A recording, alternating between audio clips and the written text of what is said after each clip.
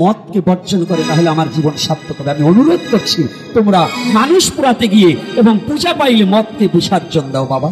আমি তোমাদেরকে অনুরোধ করছি, এটা কি হবে কি না তোমরা কথা দাও, তোমরা কথা দাও। পারবে? কারা পারবে হাত তুলো, কারা পারবে হাত তুলো। এই ভগবানের সামনে বসে হাত কথা দিচ্ছ, যদি এই ভগবানের কাছ থেকে এক বিন্দু লড়ে যাও, জীবনে কিন্তু ভয়ানক বিপদে পড়বে। আমি চাই শুদ্ধ সনাতনী, আমার এক বিন্দু রক্ত থাকতে আমি আমার সনাতনকে কলুষিত হতে দেব না। আমার পবিত্র ধর্ম সনাতন, পৃথিবীর শ্রেষ্ঠ ধর্ম সনাতন, পৃথিবীর শ্রেষ্ঠ মহাপবিত্র ধর্ম সনাতন। কিন্তু বাবা, তোমার আমার চরিত্রের কারণে এই পবিত্র ধর্মে কালিমা লিখতে দিও না। জানো বাবা, আজকে তোমাদের মতো যুবক আমিও একদিন ছিলাম, আমারও একদিন রূপ ছিল, আমারও একদিন যৌবন ছিল, আমারও একদিন লালসা ছিল,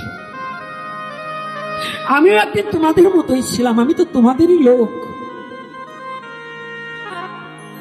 মহাপ্রভুর অশেষ কৃপায় যখন আমাকে প্রভু এখানে এনেছি,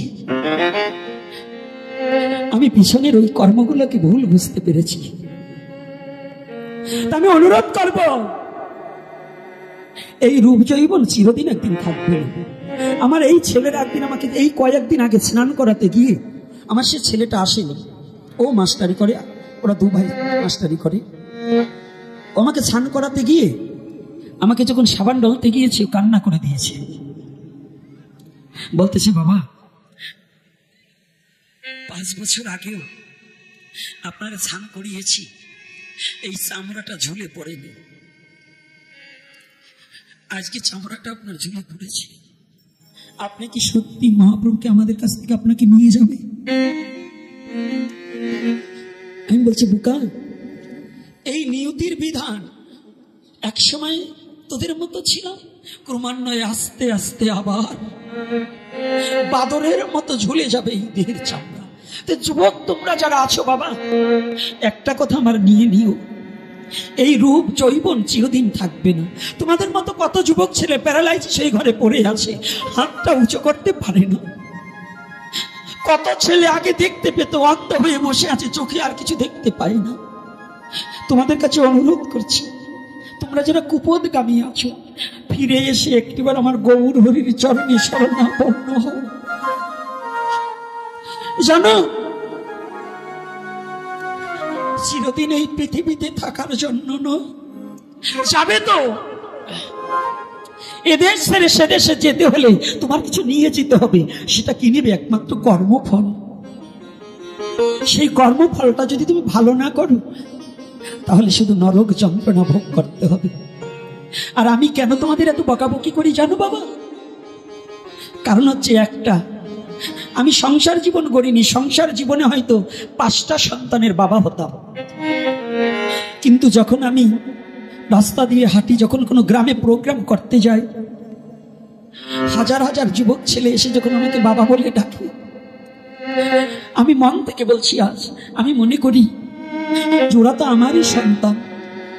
পিতা মাতা যেমন পুত্রের জন্য ভগবানের কাছে কাঁদে, আমিও বউকে শাসন করে হলেও আমার সনাতনী নয় শুধু, যারা আমাকে আমার ভগবানকে ভালোবেসে সৃষ্টির শ্রেষ্ঠ জীব হিসেবে মানব জাতি সবার কল্যাণের জন্য আমি কথা বলি, যেন তারা সৎ পথ অবলম্বন করে।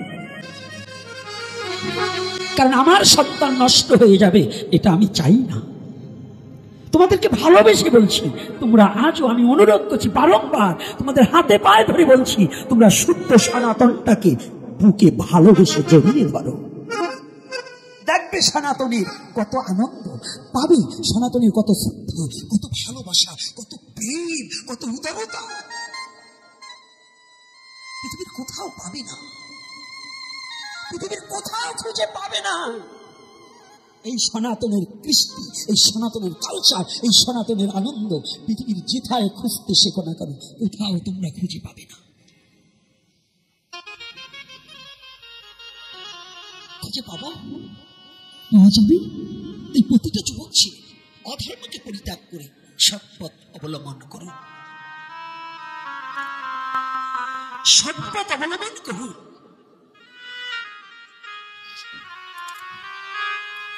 এই সৎপথ অবলম্বন না করলে সন্মুখে খুব বিপদ আছে, সন্মুখে বিপদ আছে।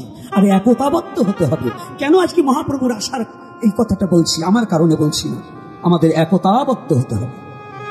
সব হিংসাকে বাম পা দিয়ে মুছে ফেলে আমরা এক সনাতনী, আমাদের মত পথ কিছু জানি না, আমাদের একটাই ধর্ম, একটাই গোত্র, আমরা এক পথে চলবো, এক মত পথ অবলম্বন করবো, সেটা আমরা সনাতনী।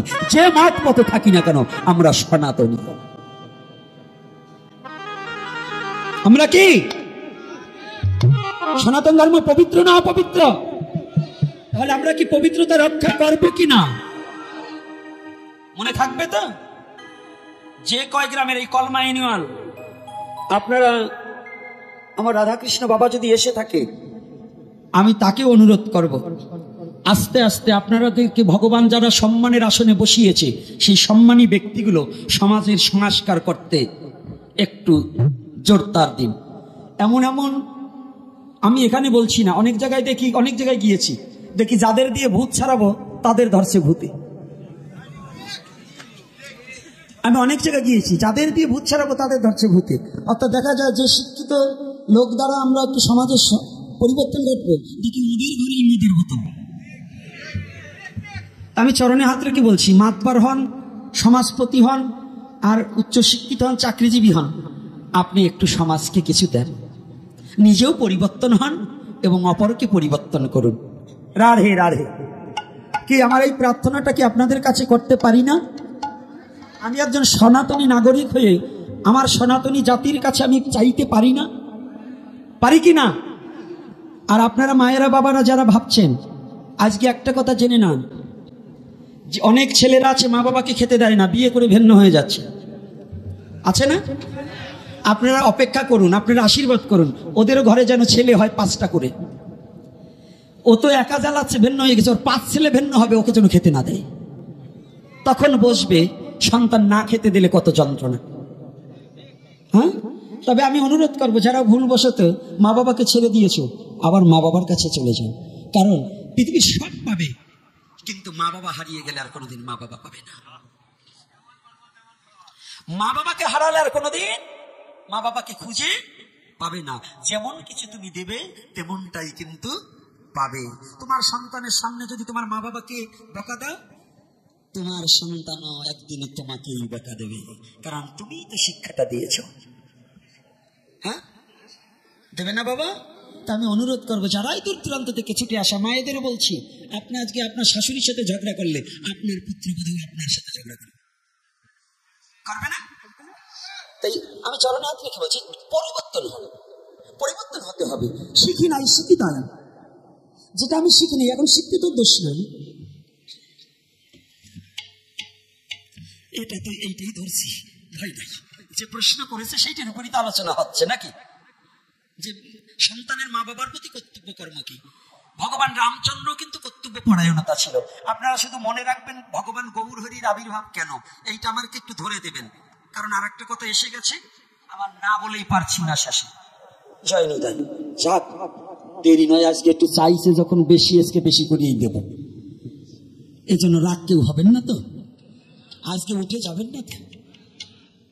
আমার বাবা দক্ষিণে নিয়ে আসছে, বাবা একটু পরে যান। আপনি বুঝতে পারছি দক্ষিণে নিয়ে আসছেন, একটু যাওয়ার মন, কিন্তু দক্ষিণে আমি তো আর ব্যবসায় আসিনি যে বাংলায় রাখবো, বাংটা একটু পরে হবে না। আপনি একটু শুনে যান, ভবিষ্যতে যাতে কিছু আপনার সন্তানকে দিতে পারে নাকি। তাই ভগবান রামচন্দ্র, ভগবান যখন কৃষ্ণের যতক লীলা সর্বোত্তম নরলীলা, নরবপু তাহারি স্বরূপ। এটা কি আমার কথা না শাস্ত্রের কথা? তাহলে ভগবান কি করেছে? ভগবান যত লীলা করেছে, শ্রেষ্ঠ লীলা হচ্ছে নরদেহ ধারণ করে আসা নাকি।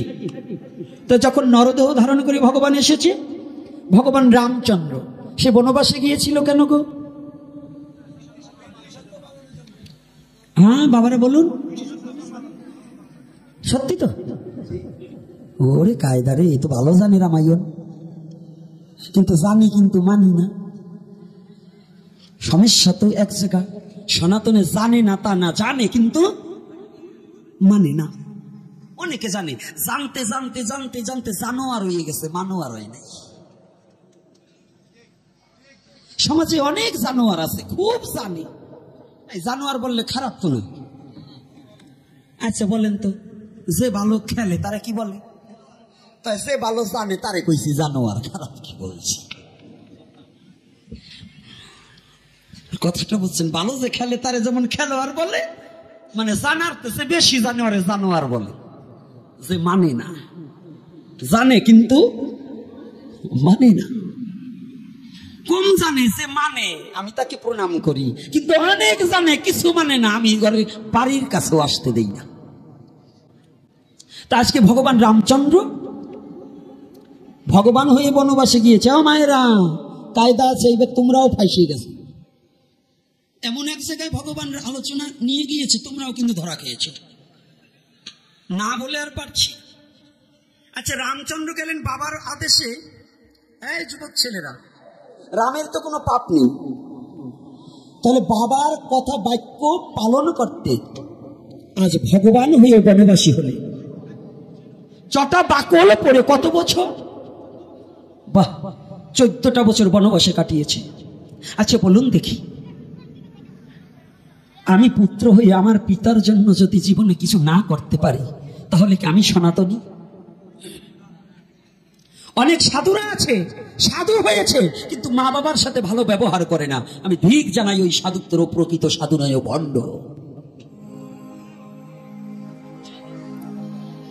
স্থূলের ঘরে যদি ভুল করো, তাহলে প্রবত্তে যেতে পারবে না, আর প্রবত্ত ভুল করলে সাধকে যেতে পারবে না, সাধক ভুল করলে সিদ্ধির বসে যেতে পারবে না।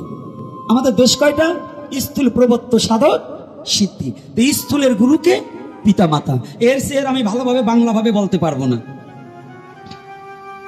স্থূলের গুরুকে, তো তার প্রতি যদি কেউ অবহেলা করে, তাহলে তার ভজন হবে না, ভগবত ধাম প্রাপ্তি হবে না।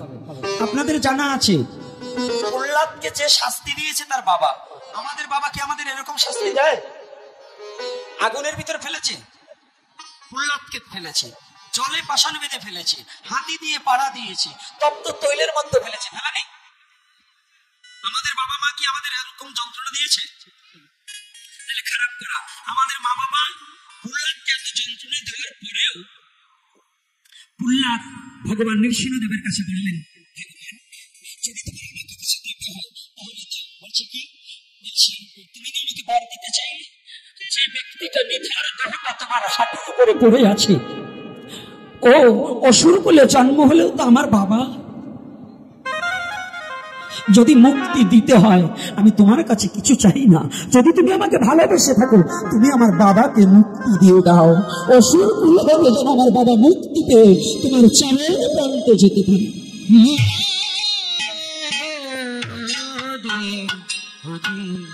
এত যন্ত্রণার পরে বাবাকে বলেনি, আর আমাদের কিছু বলেনি, খালি বউর পরামর্শে। গুরুদেবের দীক্ষা মন্ত্রের চেয়ে বউর মন্ত্রের তেজ বেশি। বউতে মন্ত্র দিল, মা বাবা ছেড়ে ভিন্ন হয়ে গেলাম, কি লাভ আছে? তুমি যে তোমার কত ক্ষতি করলে, এটা তুমি এখনো বুঝবে না, বুঝবে এর পরে। রাধে রাধে। আচ্ছা মা, ও মা, রামচন্দ্র তো বাবার আদেশে বনবাসে গেলেন, সীতা গেলেন কেন? সীতার তো যাওয়ার কোনো কথা না। কি রামায়ণে কোথাও সীতা যাবে এমন কোন উক্তি আছে? এমন কোন দশরথ নির্দেশ দিয়েছে?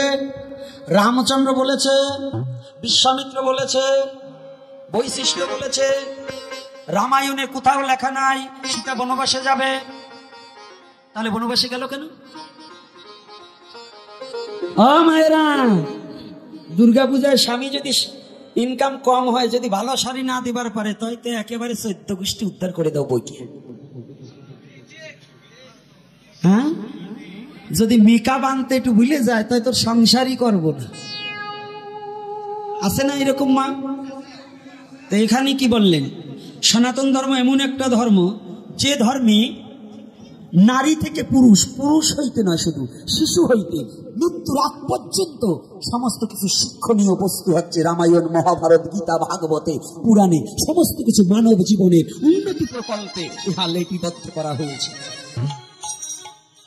এখানে দেখাতে চাইলেন একটা নারীর কতটা স্বামী ভক্তি পরায়ণতা হওয়া উচিত এবং স্বামীর প্রতি নারীর কতটা কর্তব্য পরায়ণতা হওয়া উচিত। যে স্বামীর যে গতি সতীরও সেই গতি, পতি যেদিকে যাবে সতীও সেদিকে যাবে।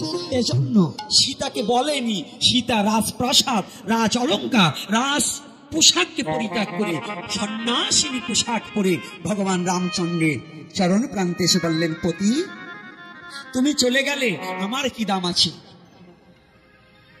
নারীর যেমন হাতে শাঁখা সিঁদুর না থাকলে ওই নারীর কোনো শ্রীবৃত্তি থাকে না, তদ্রূপ তুমি পতি, তুমি বনবাসে গেলে এই রাজপ্রাসাদে আমাকে মানায়। আমি তোমার চরণ প্রান্তে তোমার সাথে সাথে যাব, সাথে যাব। তুমি আমাকে অনুমতি দাও বা না দাও, আমি তোমার চরণ সেবার দাসী, আমি ওই তোমার চরণের সেবা যেন করিতে পারি। এই 14টা বছর তোমার চরণের পাশে থাকিতে চাই। আজকাল কোন মেয়ে আছে এরকম কষ্ট স্বীকার করবে? রামায়ণে কি শিক্ষা দিলেন? এটা পুত্রের প্রতি পিতা পুত্রের কি কর্তব্য শিক্ষা দেয়নি? স্বামীর প্রতি কি কর্তব্য শিক্ষা দেয়নি? এইবার সীতা গেলেন, লক্ষণ গেলেন কেন? এইটুক লীলা বলতে গেলে আমি 3 দিন মহাপ্রভু আমাকে বলাতে পারি, কিন্তু অত বিস্তারিত বললাম না। আবার যদি এই কোথায় এই শাপান্তর আসতেছি সেই দিন বলবেন, সেই দিন এই রামচন্দ্রের লীলা থেকে একটু মনে করিয়ে দেবেন, আস্বাদন করাবো যদি দেহে প্রাণ থাকে। মনে থাকবে তো রামলীলা যে কত বড় মানব জীবনে আমাদের প্রয়োজন, সেদিন আমি বলে দেবো। তাহলে আজকে লক্ষণ গেলেন কেন? লক্ষণের যাওয়ার অনুমতি ছিল, লক্ষণ গেল কেন? দশরথ তো লক্ষণকে যেতে বলেনি। এর মধ্যে একটা গুরু রহস্য আছে। লক্ষণ ভাই হয়ে ভাইয়ের প্রতি, বড় ভাইয়ের প্রতি ছোট ভাইয়ের কেমন কর্তব্য, এজন্য লক্ষণ গিয়ে দেখিয়ে দিলেন সনাতনী জাতিকে। এত না রামায়ণ খালি পড়বা আর না গৃহে রব জলে ডুবি আমার দুরাচার ঘরে নাহি রব, মহাপ্রভু করো দয়া ধর্মের পথ ছায়া, এই দুরাচারের মুখ না দেখিব।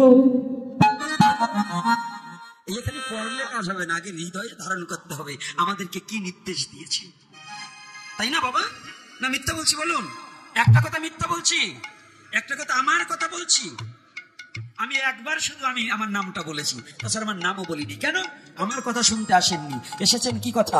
যে কথায় জীবের মঙ্গল বয়ে আনবে, যে কথায় সনাতনকে চিনবে, যে কথায় সনাতনকে মানবে, সেই কথা বলার জন্য প্রভু আমাকে পাঠিয়েছে। এজন্য সেই কথাই বলবো, আমার কথা বলার জন্য না।